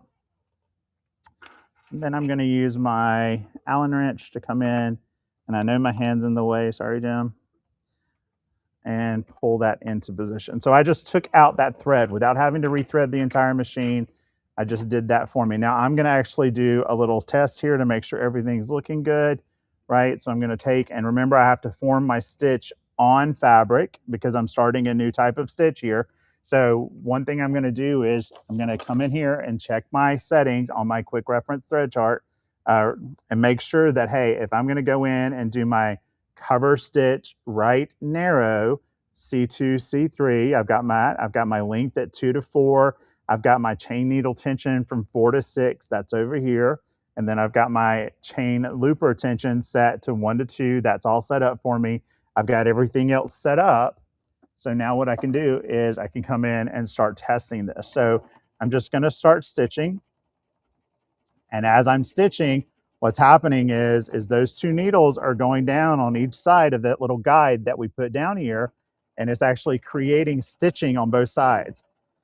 Because I have that chain looper going back and forth underneath, basically what it's doing is it's causing my fabric to kind of rise up, right? So my two straight stitches are going down each side, but here on the back, you can see that that chain looper is going back and forth. And because I have that ridge in there, it's actually causing that chain looper to pull. And this fabric now is actually doing that pin tuck that we love so much, right? Now, I will tell you, when you're doing pin tucks, it's one of those that when we first look at it, you're kind of like, oh, that doesn't look great. The minute I iron this, it's going to look phenomenal, okay? And just to show you kind of one thing that we've got here, this is a project that we did in one of our advanced classes doing heirloom sewing. And this right here in the middle, these are all pin tucks done with the pin tuck foot on the serger, okay? All right. That should give you a little bit of fun as far as playing with some specialty things on the machine. Of course, we could talk all afternoon to you guys, but we still have Chris to come in and talk to you guys about one of my favorite machines, one of the newest ones in our lineup of Sergers. But first, I'm going to throw it back to Linda. Thanks, Mike. What an inspirational presentation. I love that you got down to basics and talked about our quick reference threading guide, which comes with every one of our machines that has ATD. Understanding how to unlock the mystery of following along with what I consider to be like a recipe chart is the first step towards gaining ultra confidence in a serger. I also love the fact that you showed pin tucks. That's one of my favorite techniques.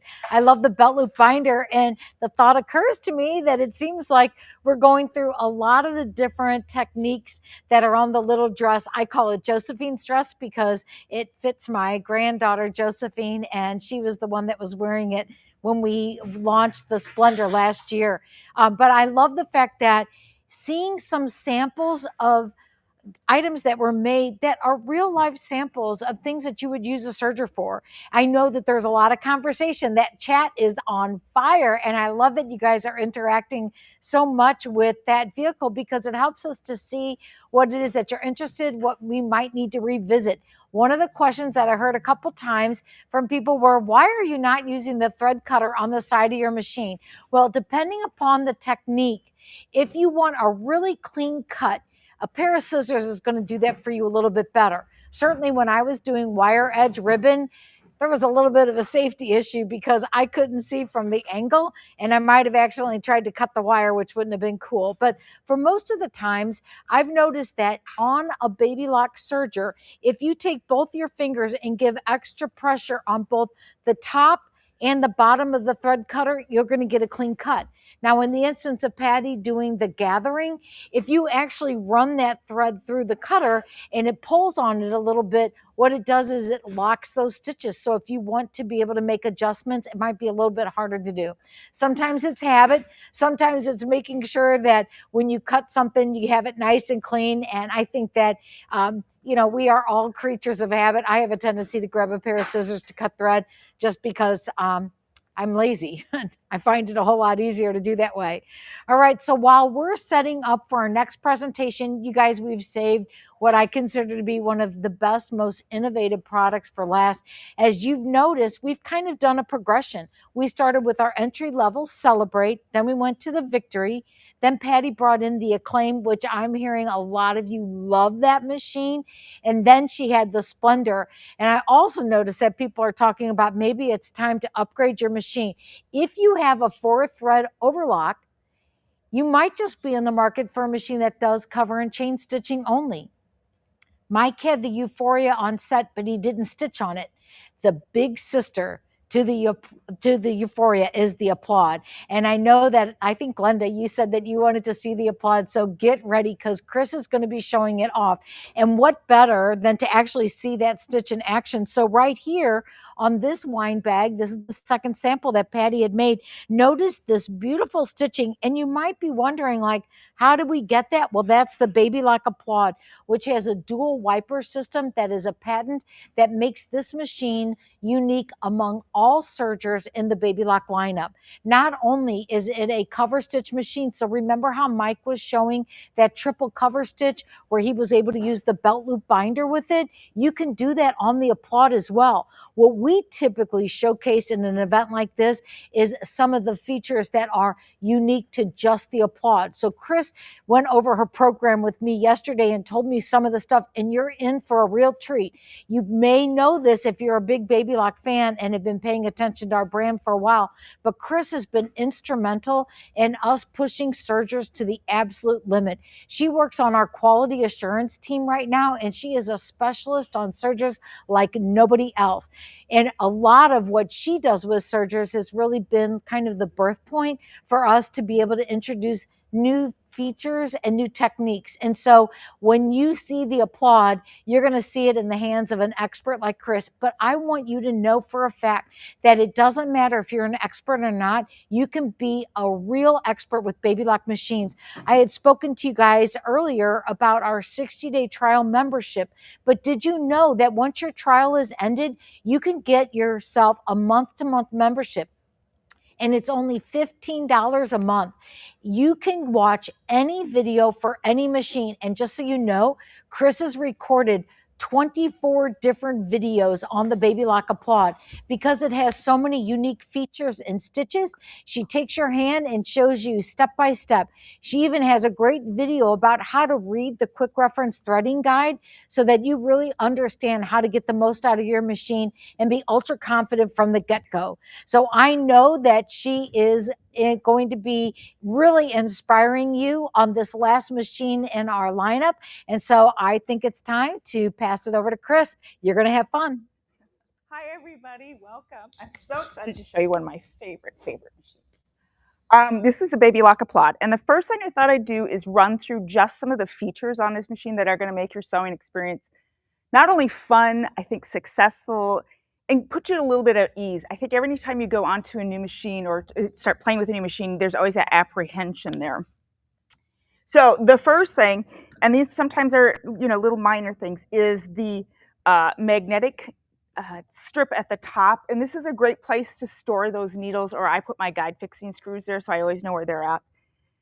Second is going to be the speed control. The Euphoria does not have a speed control. So basically how this works is the foundation of this machine, meaning the cover stitches, that triple wide and then the 2 narrow options, are the Euphoria. but we have a lot of adds to this, including the wiper system, but there's a lot of other features too. One is going to be that magnetic position. The next is going to be the speed control. My favorite is going to be the needle up, needle down. Why? Because that allows me to stop my needle in the down position, stop it in the up position, or to take a single stitch at a time. And you'll see that when I start sewing. But why do you want that? It's because you maybe want to end in a particular spot, just like on your sewing machine, right? Then on the right-hand side is your tension dial. Euphoria has that, but I think what happens is we don't always use it a lot. I will tell you I use it a lot on the Applaud because it does make a difference in how that stitch looks, especially when you're using decorative threads. So typically you're probably going to take it to a little looser setting for the chain stitch, and the same thing for any one of those cover stitches. Your presser foot lever is still on the right-hand side, and again, you have that extra high lift.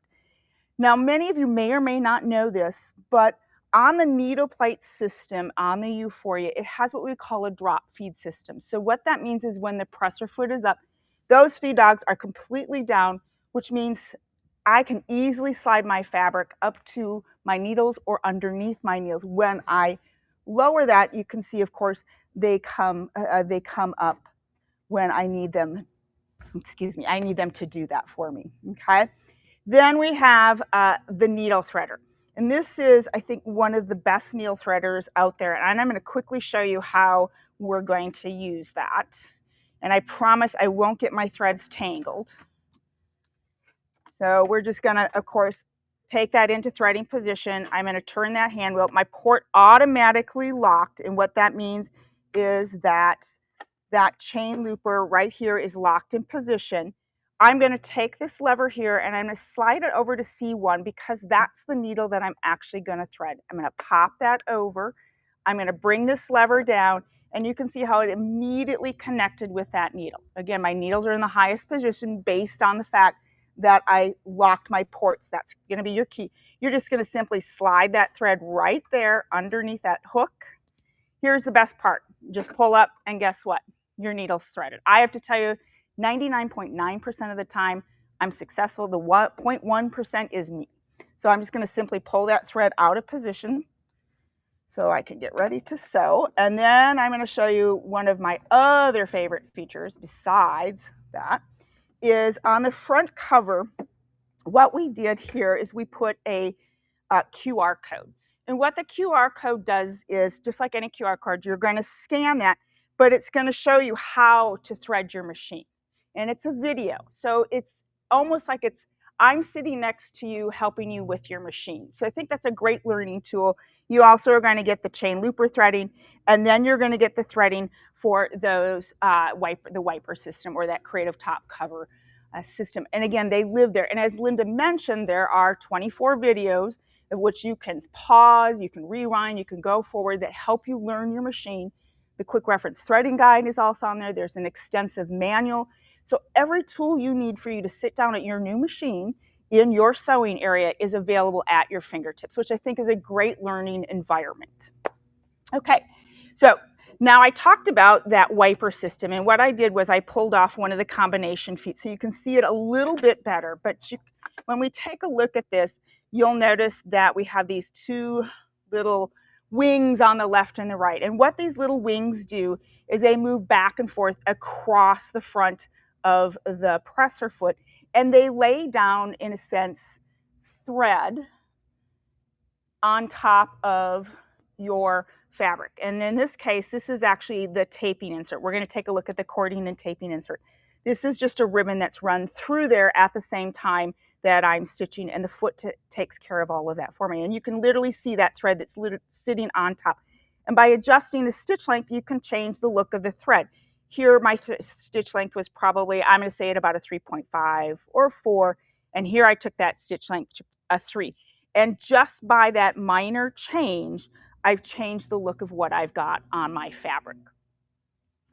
So here are my wipers, and we're going to take a look at how we thread this. I've already threaded my needles.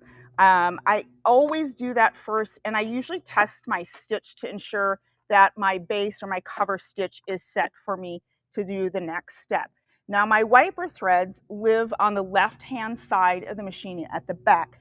All my needle threads are right over here on the back side, and my chain looper thread is here on that right-hand side. So it just kind of makes that corner. So when the Euphoria, everything sits along the back side. So just everything kind of shifted to the right a little bit. So there isn't, again, a learning curve there if you're going up from the Euphoria to the Applaud. Now I'm going to take that thread right through that first opening, and then I'm going to take it into that guide or the wiper on the left. And you're going to go from the top to the bottom. And sometimes tweezers are always your friend when you do this because it's easier to grab those threads. Now that left wiper is already threaded. My next thing to do is to thread the right wiper. And usually the right wiper is the one that you're going to want to use the tweezers on because it sits a little bit lower. And it makes sense because they have to go over top of one another. So one is going to have to sit a little lower than the other one. Now, that one of the questions I get asked is, do I have to use both wipers at the same time when I'm stitching? No, you don't. You can choose to use the left and right wiper as one complete stitch. You can choose to use just the left wiper, which would put you in a C1, C2, or a narrow position. Or you could do a cover wide, or you could do a triple cover. You could also use just the right wiper. So I've got everything set up. And if you look at my machine, you'll also notice that there's this lever that's pointing down on me and I see a circle. This is indicating to me that I actually, in this case, have not engaged my wipers to move back and forth. And when you're first learning the machine, this is something that you really want to do, is to place that down, practice your cover stitch, then you're going to put that up, it will click in place. And now when I place my fabric underneath my machine, okay, and I'm going to take that stitch length to 4, place that underneath the machine up to my needles. I'm going to hold that thread, take a couple of stitches. And again, remember I told you we have that needle up, needle down. Stop with the needle in the down position, and that indicates that right on the front of my machine, so I don't have to guess. I'm just going to clip those threads to get them out of the way, and then I'm going to stitch to the end, and I'm going to stop. Now I want to stop directly on the end of my fabric. Needle up, needle down, needle up, a needle down, and that's how you move through a stitch without actually putting your foot on that foot control.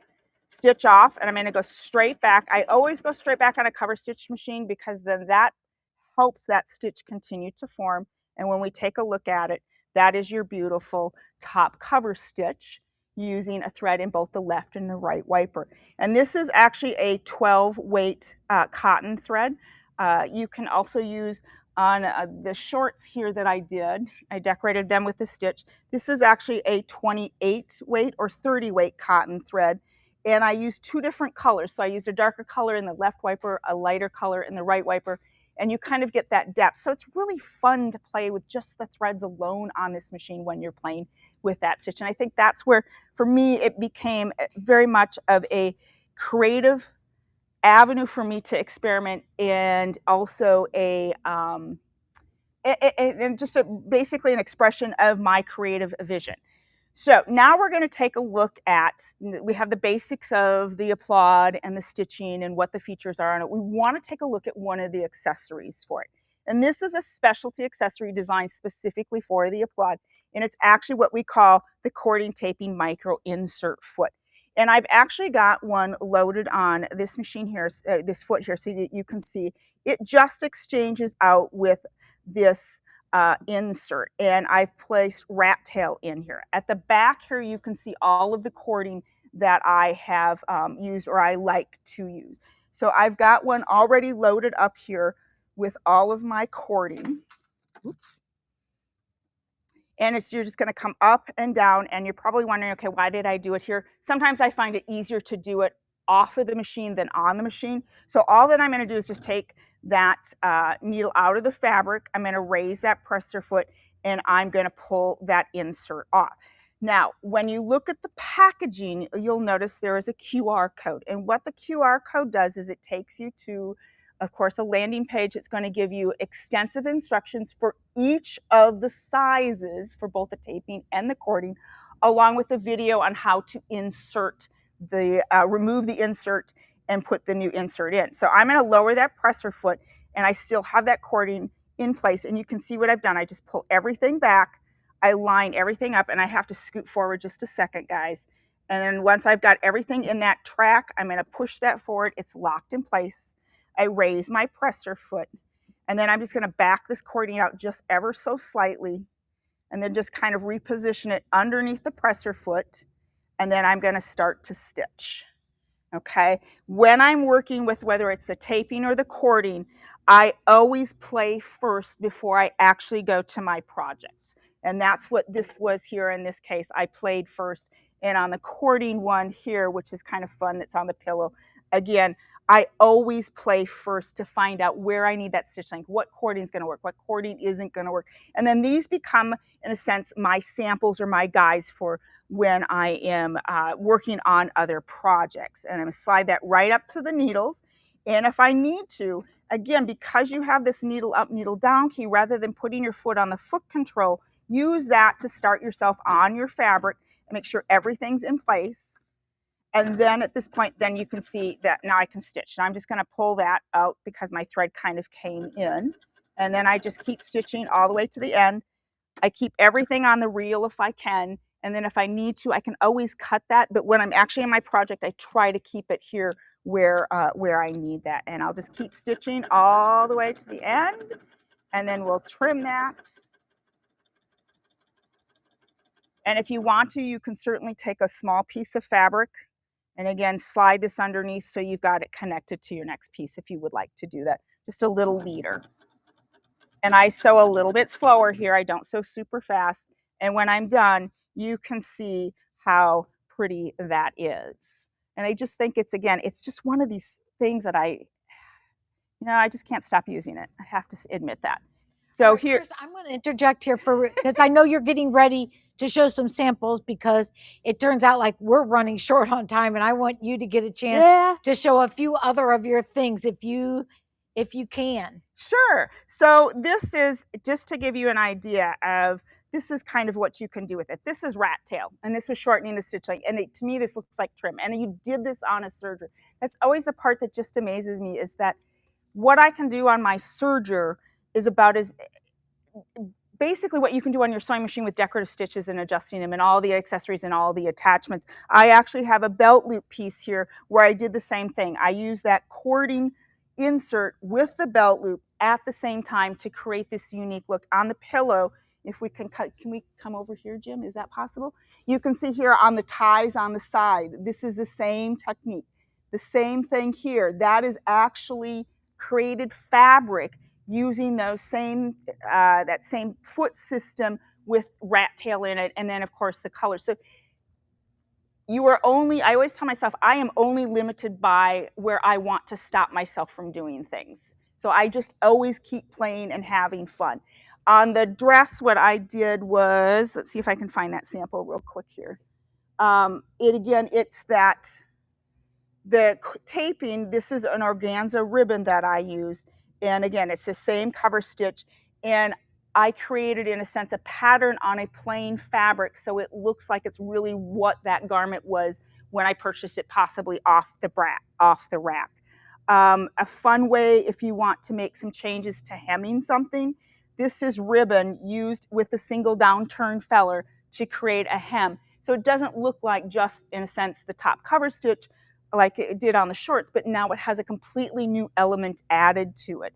And then my favorite that I have been experimenting with, this is the cord guide with just one needle, and it's decorative thread. It's a cotton embroidery thread that I have been playing by attaching or joining these ribbon pieces together to create a panel.